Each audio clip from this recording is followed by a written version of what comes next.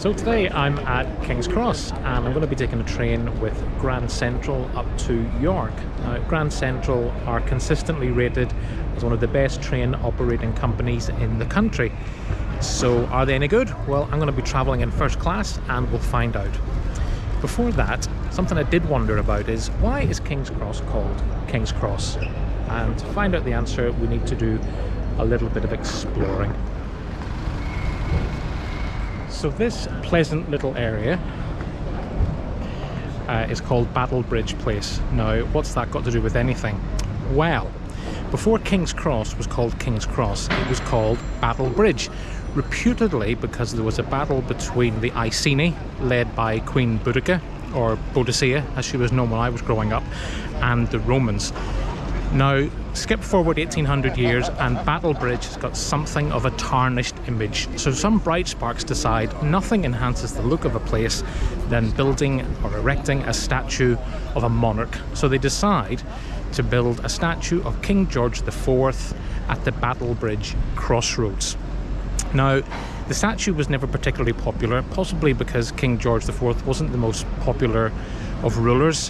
His drain on the public purse may have had something to do with that. So it was decided, after erecting the statue in 1830, that by 1842 it was to be torn down.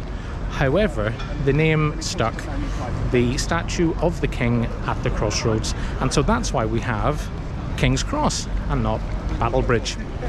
Of course, my next question is going to be, who was St. Pancras? What did he do? That's for another trip. King's Cross is a fabulous looking station in my opinion. It opened to passengers on the 14th of October 1852 and at the time was the largest railway station in Britain.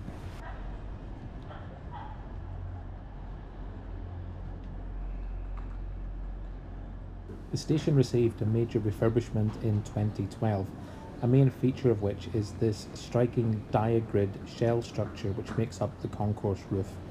I think it looks great. What do you think? Let me know in the comments. And for such a busy terminus station, there really is everything you would expect. Plenty of retail outlets. There's a main ticket office in the concourse area, along with ticket machines which are operated by LNER and Great Northern. The mezzanine level gives you a little overview of what there is. Plenty of cash machines, information points. I also spotted a water refill fountain just outside the toilets on this upper level.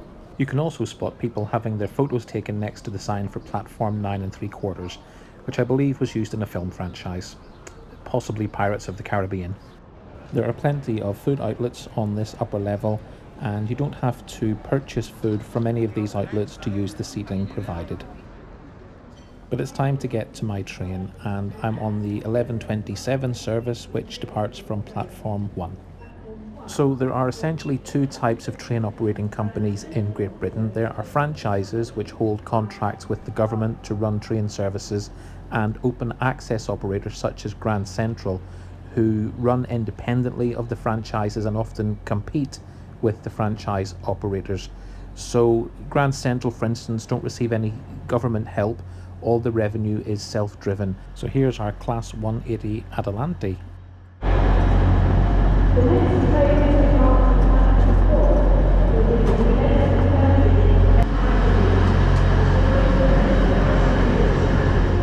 I'm in coach E, seat 4, and we depart on time at 11:27. A few minutes into my journey, I'm passing a former waste tip at Ashburton Grove. Grand Central provide 5 services from King's Cross to Sunderland Monday to Saturday, with 4 trains on a Sunday. They also operate services from King's Cross to Bradford Interchange.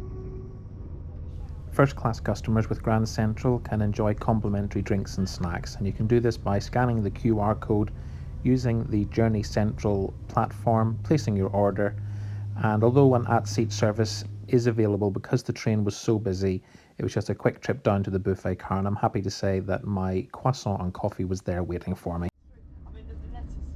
And as the train heads north through Cambridgeshire, the East Coast Main Line takes us past Home Fen. And specifically, what I'm interested in are the home posts, which are in there somewhere, said to be the lowest points in the UK at some 9 feet or 2.5 metres below sea level. So it's about time that I took a little look at the seat, and I really liked it. It had plenty of nice padding. It was very comfy indeed. Some of the seats around about me were showing their age a little bit, but mine was spot on. I couldn't find a recline feature, but there is a lever here which does have some kind of tilt feature, although where's Mrs. Tim's Travels when you need her to do a seat review?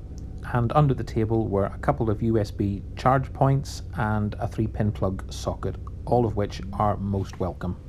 Free onboard Wi-Fi was available, but I couldn't get the speed test page to open on my smartphone. Make of that what you will.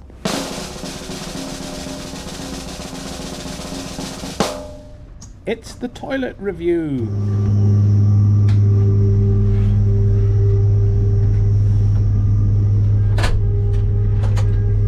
Hello. It's not too bad actually. Quite compact, but absolutely fine. Does anything work? Little tiny. Oh yeah. There's water. That's good. Soap dispenser. Yeah.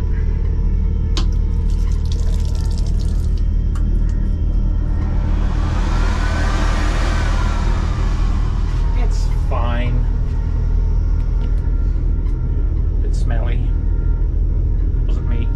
And if you fancy hanging about to the end, you can get my thoughts on my Grand Central experience, but in the meantime, enjoy the view.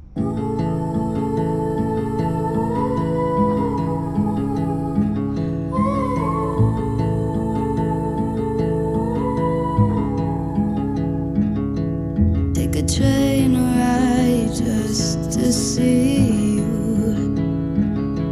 Ride for hours just to please you. You don't know how much I need you, 'cause you're my home away from away from away from being alone.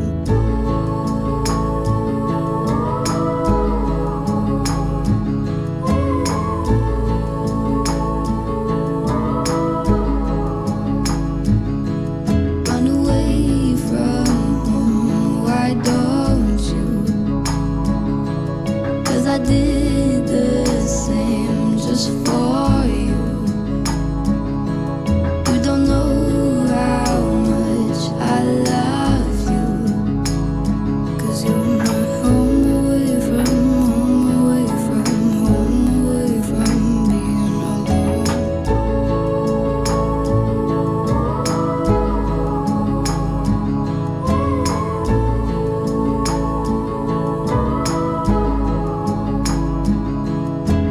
I don't wanna stay with you just to have to leave if it isn't meant to be.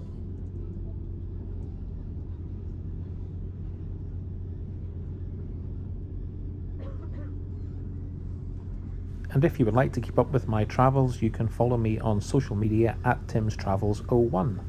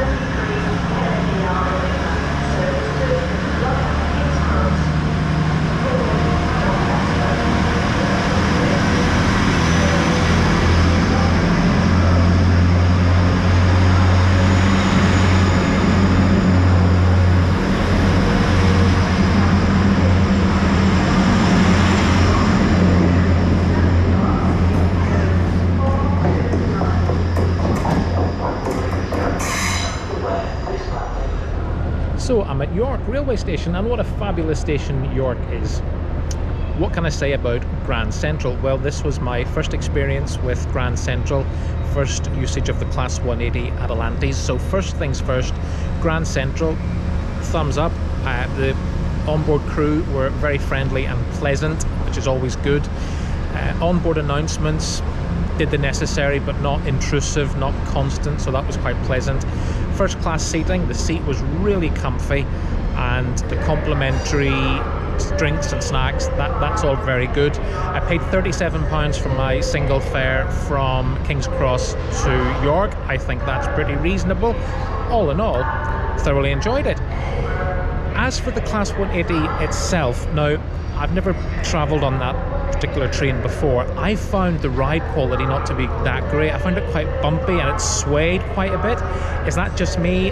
Does anyone else have that experience? If you do, please let me know in the comments. What are your views on Grand Central? I'd love to know that too. Anyway, thank you so much for watching. Thanks for taking the time from your day to watch this video. Maybe you'd be kind enough to leave a little thumbs up, a comment, and you might even consider subscribing.